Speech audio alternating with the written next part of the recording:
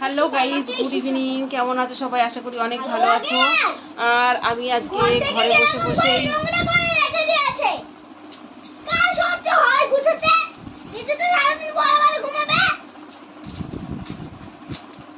এই শয়তান, আমি আমি ঘুমাই, আমি অগুছালো করি, অগুছালো তো তুই করিস।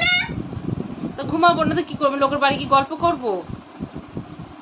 আমার কাজ ছেড়ে আমি ঘুমাই, তোদের মতো নাকি লোকের বাড়ি বসে বসে গল্প করব? তো হয়েছে কি দেখো, আমার মেয়ে সারাদিন এই দেখো অগুছালো করবে, এখন গুছাচ্ছে, তাই নিয়ে ওনার এখন বড় বড় ডায়লগ, এত বড় বড় ডায়লগ দেয়। আবার এদিকে কি করে জানো? তোমাদেরকে বলবো, দাঁড়াও দেখাচ্ছি, বলবো কি দেখাচ্ছে। এই দেখো এত ডায়লগ দিচ্ছে।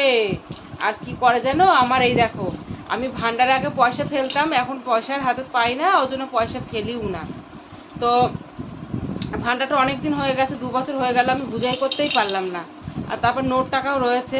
তো এমনিতেই মাঝে মাঝে মাঝে ভাবছিলাম যে ওর বই কেনার ছিল একটা, তখন হাতে পয়সা ছিল না, তো ভান্ডারটা ভেঙে বইটা কিনবো।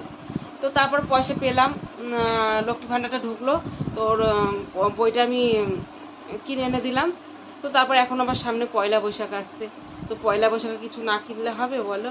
তো সেই জন্য ভাবছি যে পয়লা বৈশাখের আগে আগে ভান্ডারটা ভেঙে ফেলবো, নাই তো ওই যে নোট টাকাগুলো রয়েছে, বেশি দিন হয়ে গেলে ওগুলো ছাতা পরে নষ্ট হয়ে যাবে। তো তার মধ্যে দেখি আমার মেয়ে দেখো মুখটা ভালো করে ভেঙেছে, দেখো এই দেখো একটু মোটা করে ভেঙে দেখি এর ভিতর থেকে পয়সা বের করে।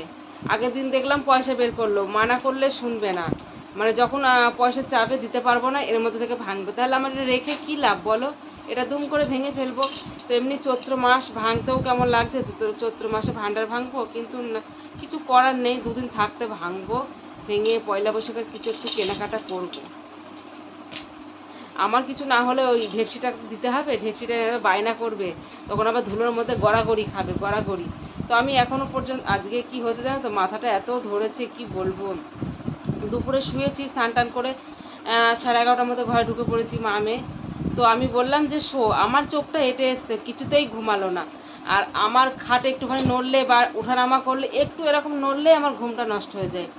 তো ওই রকম করছে। এবার আমার ঘুম এসেছিলো, ঘুমটা নষ্ট হয়ে গেল, আর ঘুম হলো না, কিন্তু ও ঘুমালো না। তো এখন আমি বলছি এগুলো সে কি গুছিয়ে নে, ঠিক করে গুছিয়ে নে, তারপরে তোকে খাইয়ে দেবো, খাই দিই, ঘুম পাড়িয়ে দিই, তারপর অন্য কোনো কাজ নাই। তো কালকে আবার স্কুল যাবে, তো স্কুল গেলে সকাল সকাল উঠতে হবে, 9টার মধ্যে তো উঠতেই হবে, স্নান করে খেয়ে গুছাতে হবে। তো এখন যদি আমি খেয়ে টেয়ে নিই, 10টার মধ্যে ওকে ঘুমটা পাড়িয়ে দেবো, তারপরে বাকি অন্য কোনো কাজ করব আমি। ঘুম না পাড়ালে ও শয়তানি করবে, একবার বাইরে একবার নিচে। আর আমি ছিলাম বাইরে বসছিলাম, মাথাটা যন্ত্রণা করছে কেন জানি না, এই একটা চোখ দিয়ে এক পাশ দিয়ে কেমন একটা যন্ত্রণা করছে, ভাল লাগছে না। সে আধ কপালি না কি বলে, তাই হচ্ছে, অর্ধেক দিয়ে পেস ছিলাম। ও মা, এসে একটু করে বালিশের মাথা দিয়ে শুইছে, দেখি ওরকম হচ্ছে চোখের মধ্যে। তো একটু ঘুমালে যদি কমে তা কমবে, না কমলে আর ভাল লাগছে না, একদিকে ওরকম হলে ভাল লাগে না, কথা বলেও শান্তি নেই। তেমন বলছে আমার মাথা যন্ত্রণা করছে, চুলগুলো খুলে একটু খাবলি খাবলি চুলগুলো আমার ছিঁড়ে দিল, মানে সে আরাম তো লাগে না, ব্যথা লাগে, খাবলি খাবলি ছিঁড়ে দিলাম। দিতে হবে না, ঘরে তো ঘরে এসে দেখছি এগুলো সব অগুছালো করেছে। তো এবার সব গুছানো গাছানো করবো, পিঠাটা ঝাড়বো, জামা কাপড়গুলো আমি গুছাইনি, দেখো তুলে দেখো রেখে দিয়েছি। ভাল লাগছে না কেন কি জানি, এত গরম পড়েছে, কিছু ভাল লাগছে না, কিন্তু শোয়ার আগে আমাকে গুছাতেই হবে।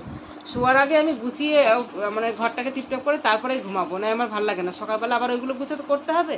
তো শোয়ার আগে আমি দেরি করলেও আমি শোয়ার আগে সমস্ত কিছু গুছিয়ে নিয়ে তবেই শুই। তো যাই হোক, সবাই ভালো থেকো, সুস্থ থেকো, আর নিজেদের প্রতি নিজেরা খেয়াল রেখো। বাকি গল্প আবার নেক্সট ব্লগে হবে তোমাদের সঙ্গে অনেক অনেক। তো ঠিক আছে, good night, tata, bye bye.